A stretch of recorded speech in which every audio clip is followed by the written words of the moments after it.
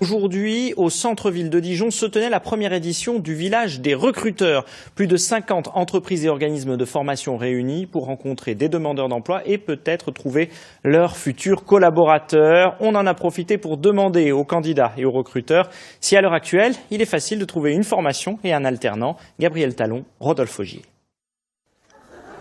Ils sont près de 3000 à avoir visité ce chapiteau installé place de la République. Des recrues potentielles à la recherche d'un emploi, mais aussi d'une formation. Pauline est actuellement en service civique. Ici, elle vient préparer la suite. J'aimerais me former un peu plus dans le développement durable. Donc je me suis dit que c'était la bonne opportunité de venir là pour rencontrer un maximum d'acteurs. Il y a quand même pas mal de pistes pour se former ou même pour nous aider à financer les formations. Donc je pense qu'on peut trouver si on se donne la peine de chercher quand même, ouais. D'autres sont moins optimistes. Avoir une idée de formation en tête est une chose, trouver l'employeur qui vous accueillera en est une autre.